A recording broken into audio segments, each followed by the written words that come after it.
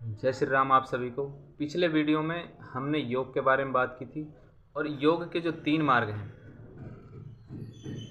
भक्ति योग यानी भक्ति का मार्ग, कर्म योग यानी कर्म का मार्ग और तीसरा है ज्ञान योग यानी ज्ञान का मार्ग। इन तीनों मार्गों से हम अलग अलग तरीके से आत्म साक्षात्कार कर सकते हैं, अपने बारे में जान सकते हैं।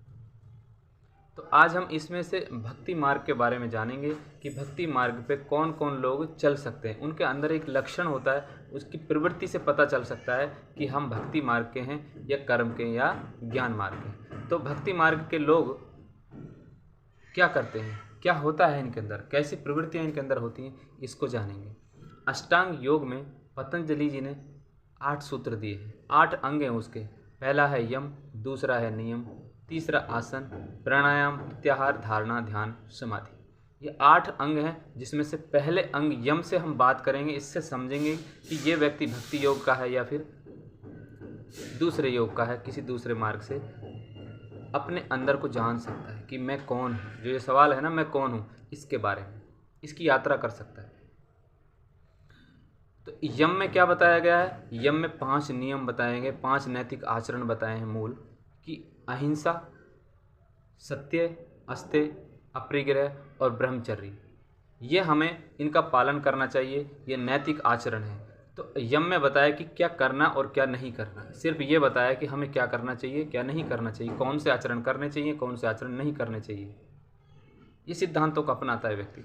जो व्यक्ति इन सिद्धांतों को अपना लेता है, इन 5 सिद्धांतों को अपना लेता है कि मुझे ये ही करना है, किसी एक सिद्धांत को अपना लेता है। जैसे गांधी जी ने अहिंसावाद को अपना लिया, अहिंसा को अपना लिया। कुछ लोग ब्रह्मचर्य को अपना लेते हैं, जैसे रामदेव बाबा ने ब्रह्मचर्य को अपना लिया। तो अलग अलग तरह के लोग हैं, वो अलग अलग तरह के सिद्धांतों को अपना लेते हैं। ये सिद्धांत को अपना करके बस पूरा जीवन इनका इन्हीं सिद्धांतों के आसपास घूमता रहता है। और बहुत से लोग ऐसे हैं जो नहीं करने चाहिए उन आचरणों को भी कर रहे हैं, और उन्हीं आचरणों में वो लिप्त हैं। उनसे बाहर निकलने की कोशिश भी करते हैं लेकिन निकल नहीं पाते। तो ये सारे के सारे लोग किस में आते हैं? भक्ति के मार्ग में आते हैं, जो एक सिद्धांत को लेकर अपना पूरा जीवन जी रहा है। अगर आपका कोई इतना फिक्स सिद्धांत नहीं है कि परिस्थितियों के हिसाब से आप अपना जीवन जीते हैं, एक सिद्धांत को फिक्स नहीं कर सकते। जैसे सत्यवादी राजा हरिश्चंद्र ने सत्य का मार्ग अपनाया था। तो ये क्या है? ये भक्ति योग के व्यक्ति हैं, भक्ति के मार्ग के व्यक्ति हैं। लेकिन सत्य, एक आपने ब्राह्मण और गाय की भी एक कहानी सुनी होगी कि एक गाय के पीछे कसाई था और ब्राह्मण से पूछा कि वो गाय आगे किधर गई। तो ब्राह्मण सत्य नहीं बता पाया, तो ब्राह्मण को झूठ बोलना पड़ा कि आज सत्य बोलूँगा तो गाय की जान चली जाएगी। आप ऐसी जगह पे ये समझना है कि हाँ, स्थिति कैसी है तो उस पर कैसा व्यवहार करना है। लेकिन भक्ति योग वाला व्यक्ति ये बातें नहीं समझता। वो तो सिर्फ एक सिद्धांत बना लिया कि मुझे चोरी नहीं करनी, तो वो चोरी कहीं नहीं करेगा, किसी की भी चोरी। लेकिन ज्ञान योग वाला व्यक्ति चोरी भी कर सकता है, कर्म योग वाला व्यक्ति चोरी भी कर सकता है, लेकिन भक्ति योग वाला चोरी नहीं करेगा, क्योंकि वो जो यम है, हमारे नैतिक आचरण है, उन सिद्धांतों को फॉलो करेगा। सचिन तेंदुलकर को आप देखेंगे कि कप्तान कभी भी किसी भी बल्लेबाज, उसको खुद को आउट जब किसी अंपायर ने गलत दे दिया तो उन्होंने कभी विरोध नहीं किया, क्योंकि उनके अंदर था क्रिकेट के प्रति एक समर्पण था, एक प्रेम था।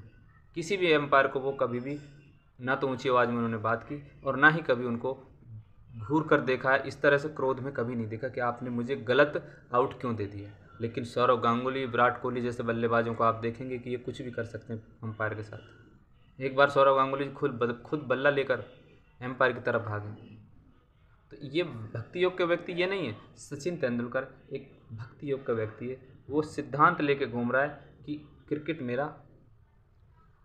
मेरी आत्मा है, मेरा परमात्मा है। उसके प्रति पूरी निष्ठा और पूरी श्रद्धा के साथ उन्होंने क्रिकेट को खेला, तो इसलिए उनको क्रिकेट का भगवान का दर्जा दे दिया गया। अगर आपके अंदर प्रेम है किसी चीज़ के प्रति और बराबर वो बनी रहेगी, किसी व्यक्ति के प्रति आपके अंदर श्रद्धा है, आप उसको दुख नहीं पहुंचा सकते, तो आप भक्ति योग के व्यक्ति हैं। लेकिन आप अपनी स्थितियों के हिसाब से जीवन जीते हैं तो आप भक्ति योग के व्यक्ति नहीं हैं। तो तो अब हमें जानना है कि हमारे अंदर ये प्रवृत्तियाँ हैं, क्या हमारी ये आदतें हैं, क्या हम किसी सिद्धांत को लेकर काम कर रहे हैं, तो हम भक्ति योग के हैं। इस वीडियो में इतना ही। अगले वीडियो में हम कर्म योग की बात करेंगे।